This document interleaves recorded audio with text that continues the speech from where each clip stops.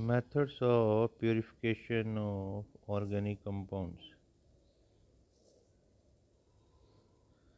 Once an organic compound is extracted from a natural source or synthesized in the laboratory, it is essential to purify it. Various methods used for the purification of organic compounds are based on the nature of the compounds and the impurity present in it. The common techniques used for purification are sublimation, crystallization, distillation, differential extraction, and chromatography. Finally, the purity of a compound is ascertained by determining its melting or boiling point. Most of the pure compounds have sharp melting points and boiling points. New methods of checking the purity of an organic compounds are based on the types of chromatography and spectroscopic techniques. Sublimation.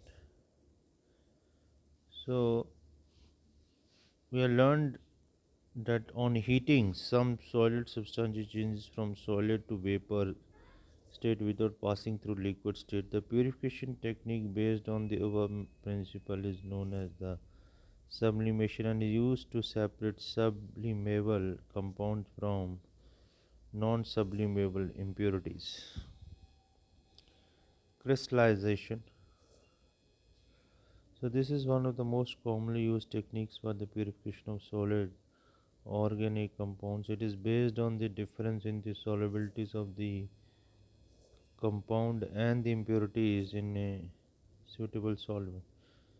The impure compound is dissolved in a solid in which it is sparingly soluble at room temperature but appreciably soluble at higher temperature.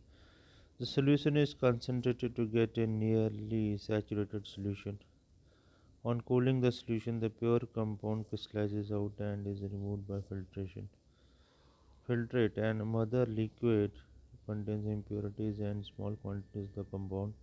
If the compound is highly soluble in one solvent and very little soluble in another solvent, crystallization can be satisfactorily carried out in a mixture of these solvents. Impurities which impart color to the solution are removed by adsorbing over activated charcoal. Repeated crystallization becomes necessary for the purification of compounds containing impurities of comparable solubilities. Then, distillation.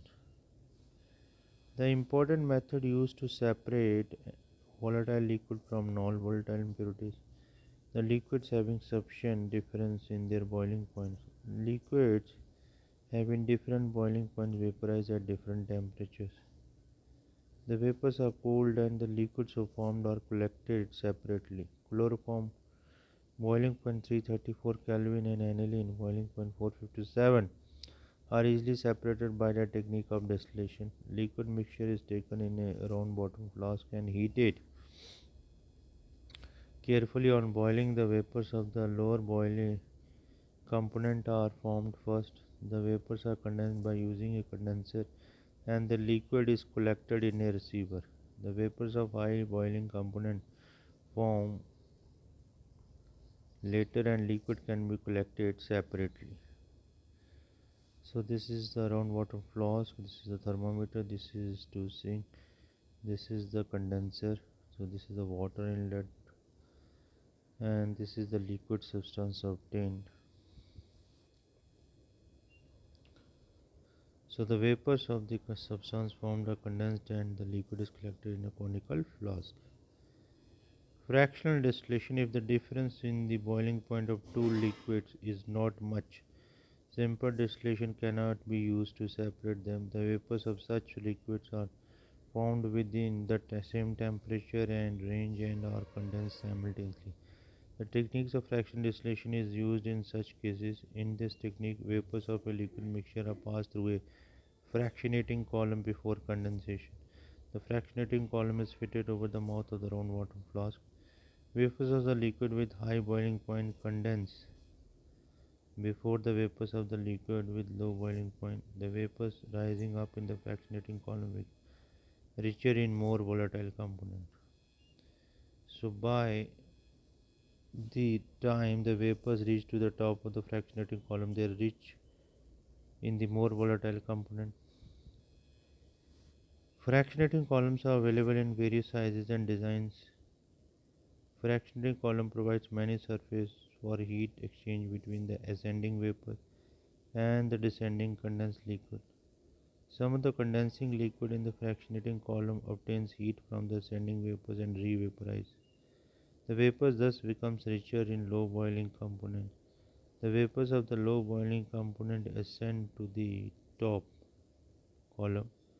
On reaching the top, the vapors becomes pure in low boiling component and pass through the condenser, and the pure liquid is collected in a receiver. After a series of successive distillation, the remaining liquid in the distillation flask gets enriched in high boiling component.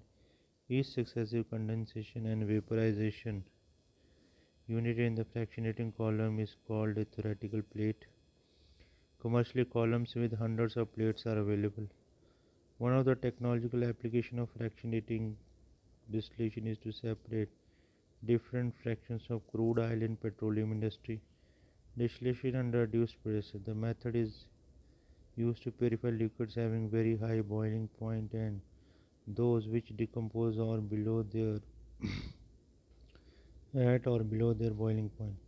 Such liquids are made to boil at a temperature lower than their normal boiling point by reducing the pressure on their surface. A liquid boils at a temperature at which its vapor pressure is equal to external pressure. The pressure is reduced with the help of a water pump or vacuum pump. Glycerol can be separated from spent lye in soap industry by using this technique.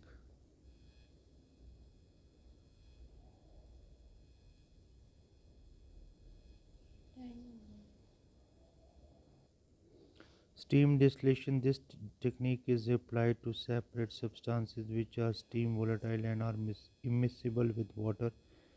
In steam distillation, steam from a steam generator is passed through a heat flask containing the liquid to be distilled. The mixture of steam and volatile organic compound is condensed and collected. The compound is later separated from water using separating funnel. In steam distillation, liquid boils when the sum of the vapor pressure due to organic liquid and that due to water becomes equal to the atmospheric pressure P.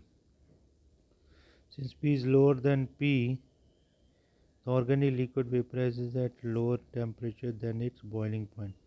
Thus, if one of the substances in the mixture is water and the other a water insoluble substance, then the mixture will boil close to but below 373 Kelvin. A mixture of water and the substance is obtained, which can be separated by using a separating funnel. Aniline is separated by this technique from aniline water mixture.